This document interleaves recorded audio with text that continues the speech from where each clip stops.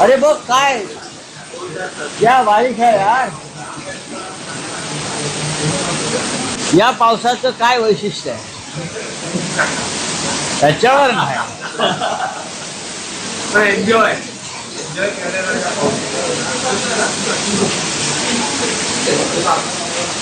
काय operation tiger नंतर आता ऑपरेशन तुतारीची चर्चा आहे.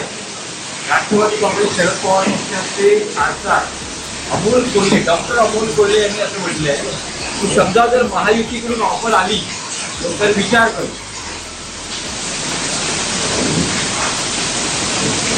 असं आहे की ऑपरेशन टायगर, ऑपरेशन तुतारी, एक दिवस ऑपरेशन कमळ सुद्धा होईल. आपापसात आपाप. काल तामिळनाडूमध्ये टीव्हीके पक्षाचे आमदार फोडण्याचा प्रयत्न झाला. 35 फुटे. पश्चिम बंगालमध्ये तृणमूल काँग्रेसच्या आमदारांनी खासदारांवरती हल्ले सुरू आहेत. या देशाचं राजकारण इतक्या खालच्या पातळीवर नेऊन ठेवलं आहे भारतीय जनता पक्षानं की भविष्यामध्ये हे सांगावं लागेल की या देशात केव्हा तरी लोकशाही होती. आता आपण जे काय म्हणतो ऑपरेशन तुतारी, आता ह्याच्यावरती मी काय बोलू. डॉक्टर अमोल कोल्हे यांनी जर असं विधान केलं असेल तर ते दुर्दैव आहे.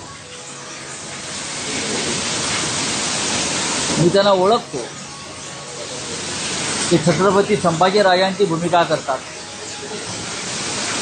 सध्या महात्मा फुल्यांच्या भूमिकेत आहेत. छत्रपती संभाजी आणि महात्मा फुले हे स्वाभिमानी आणि धर्माभिमानी, आणि त्यांच्या भूमिकेत शिरणारी व्यक्ती ही धर्मद्रोह आणि विचारद्रोह करणार नाही याची माझ्यासारख्या त्यांच्या चाहत्याला खात्री वाटते. महायुतीचा जर त्यांनी भूमिका मांडली असेल तर महायुतीमध्ये कोण आहे? महायुतीमध्ये धर्मद्रोही आहे, रामद्रोही आहेत ना. राम मंदिराच्या दानपेट्या लुटणाऱ्यांच्या पक्षात कोणी जाणार आहे का? किंवा हिंदुहृदय सम्राट शिवसेना प्रमुख बाळासाहेब ठाकरे यांच्या पक्षाशी बेईमानी करणाऱ्या शिंद्यांच्या गटात कोणी जाणार आहे का? हे एकत्र आहे सगळे. हे रामद्रोही हिंदुद्रोही एकत्र आहे. त्यांच्यामध्ये जाण्याचा विचार जे करत असतील किंवा जे गेले आहेत त्यांना सुद्धा इतिहास धर्मद्रोही, हिंदुद्रोही आणि रामद्रोही म्हणून त्यांची गणना केली जाईल. कोणत्या अर्थानं कोल्हे बोललेत मला माहीत नाही, पण कोल्हे हे जेव्हा शिवसेनेबरोबर होते तेव्हा त्यांनी शिवसेनेत निष्ठेने काम केलं. मग माननीय शरद पवार साहेबांबरोबर गेले तेव्हा त्यांच्याबरोबर ते काम करत आहेत. आणि कोल्हे ह्यांना निवडून आणण्यामागे त्या भागातल्या हजारो शिवसैनिकांची मेहनत आहे. हे जिल्हा प्रमुख आहेत पुण्यातले आमचे, बरं का, रामदासआबा धनवडे. त्यांना विचारा की कोल्ह्यांना निवडून आणण्यामध्ये मूळचा तो मतदारसंघ शिवसेनेचा आहे. फक्त अमोल कोल्हे आहेत, संभाजी महाराज आहेत आमचे पडद्यावरचे, म्हणून आम्ही सगळ्यांनी त्यांना मनापासून त्यांचं काम केलं. त्याच्यामुळे अमोल कोल्हे यांनी जरी काही वक्तव्य केलं असलं तरी ते मूळ पक्षातच राहतील याच्याविषयी माझ्या मनात शंका आहे. आणखी एक विषय होता की आणि मुळात ती जागा महायुतीची नाही, ती मूळ जागा शिवसेनेची आहे, उद्धव बाळासाहेब ठाकरे. आणि ती जागा जिंकण्याची क्षमता फक्त आमच्यामध्येच आहे का? बरोबर ना?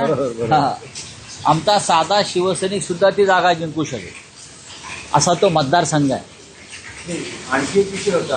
राज ठाकरेंनीही काल ठाण्यात पक्षांतर केलेल्या खासदारांवर अत्यंत कठोर शब्दात टीका केली. अत्यंत कठोर योग्य शब्दात केली. त्यांचं म्हणणं असं आहे की प्रश्न हा विकत घेणाऱ्यांचा नाहीये तर विकले जाणाऱ्यांचा आहे. नक्कीच. आणि देह विक्री जर होणार असेल तर गिराईक तर असणारच. वाचणारच ना. राजकारणाचा जो गोलपिठा केलेला आहे कोणी केला राजकारणाचा गोलपिठा?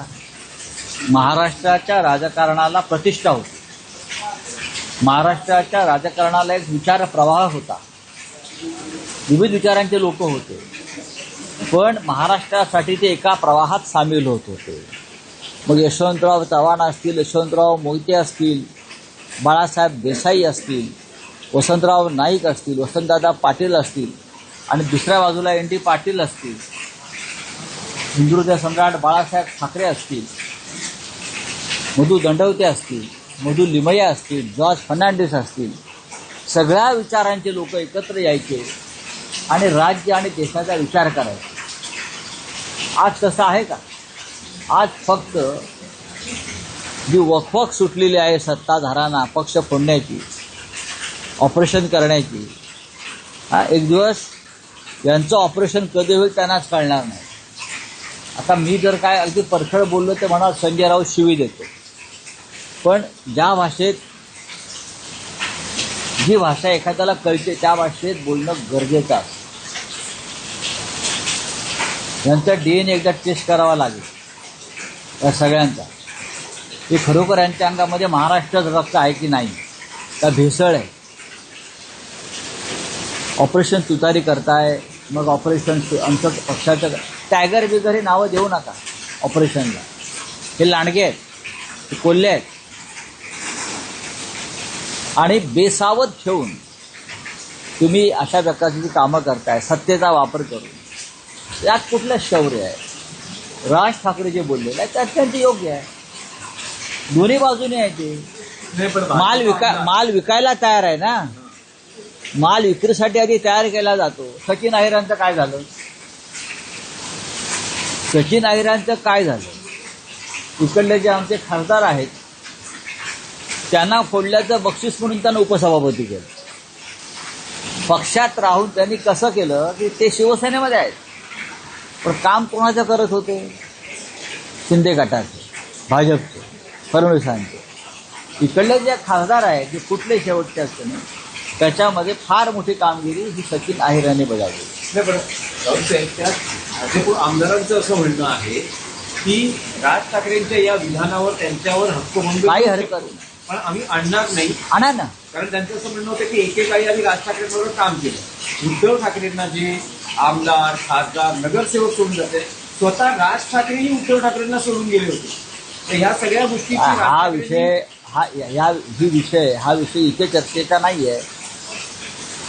महाराष्ट्र नवनिर्माण सेनेचे प्रमुख राज ठाकरे यांनी सध्याच्या राजकारणातलं जे सत्य आहे परत ते सांगितलं. हा देहविक्रय करण्याचाच प्रकार आहे.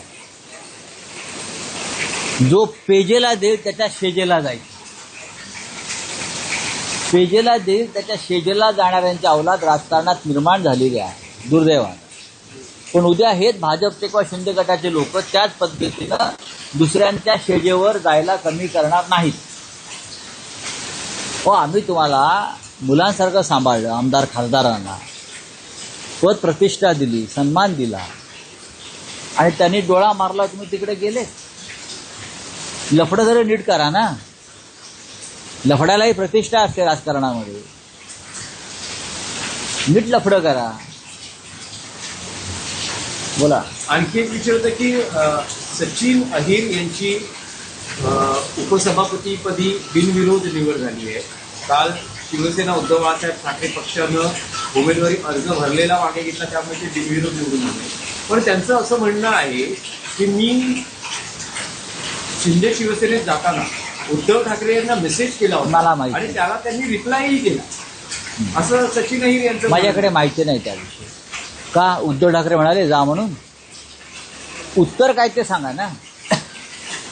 उत्तर काय ते सांगा की सन्मान्य उद्धव ठाकरे असं म्हटले का वा वा वा वा, छान छान सचिन अहिर, तुम्ही उत्तम निर्णय घेतलात, हा असं बोलले का ते? त्यांची कुठेतरी व्यथा वेदना असेल ती त्यांनी व्यक्त केली असेल. ज्यांच्यावर उद्धव साहेबांनी विश्वास ठेवला अनेक कामात, ते जर अशा प्रकारे बेईमानी करून जात असतील तर त्या नेत्याची भावना काय असेल सांगा ना. किंवा हे जे काय आहे ना, हे गोंधळ निर्माण करू नका उगा ते. बोलिये. ये जो पक्ष है उसको तोड़ रहे हैं, इस तरह की बातें आ रही है, किस वजह से आपको? अभी मुझे तो लगता है एक दिन अमित शाह जी और मोदी जी एक साथ बैठकर दोनों को पूछेंगे, चलो मैं तुमको फोड़ता हूँ, तुम मुझे फोड़। बाकी कोई बचेगा ही नहीं ना फोड़ने के लिए पार्टी, दोनों ही फोड़ेंगे एक दूसरे को।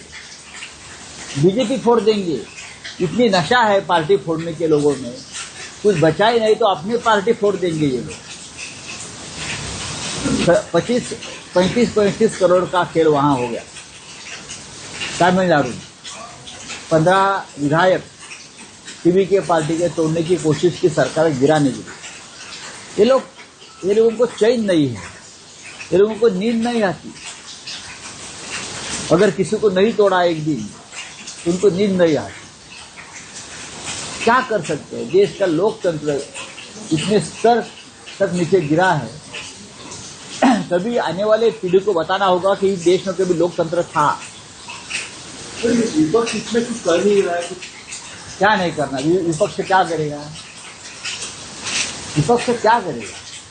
आप सेंट्रल एजेंसी तोड़ रहे हैं, विपक्ष क्या करेगा? मैंने पहले भी बोला, जिस दिन ये लोग सत्ता में नहीं रहेंगे और ये सेंट्रल एजेंसी हमारे पास आएगी तो बीजेपी के 10 टुकड़े हो जाएंगे, वो भी 10 मिनट में। वो भी 10 मिनट में एक भी पार्टी नहीं बचेगी, ना शिंदे बचेगी, ना अजित पवार गुट बचेगा, ना बीजेपी बचेगी। 1 घंटे के लिए ईडी सीबीआई हमारे पास दे दो, बहुत आसान है। करप्शन बिल आ रहा है, जैसे पीएम और पीएम 2-3 दिन हिरासत में दिया जाएगा, क्या लगता है कि ये राजनीति होगी? उससे पहले पीएम के खिलाफ एफआईआर लॉन्च करना पड़ेगा। कोई करेगा? इतना करप्शन हो रहा है देश में। मंत्रियों के खिलाफ, धर्मेंद्र प्रधान के खिलाफ एफआईआर लॉन्च करो, बाद में ये बिल लाओ ना। इस देश में प्रधानमंत्री के खिलाफ जो अपराध किए हैं, करप्शन, पूरा देश बेच दिया है, लोकतंत्र खत्म कर दिया है।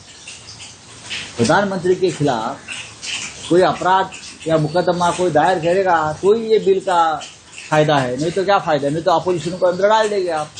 चलिए, थैंक यू।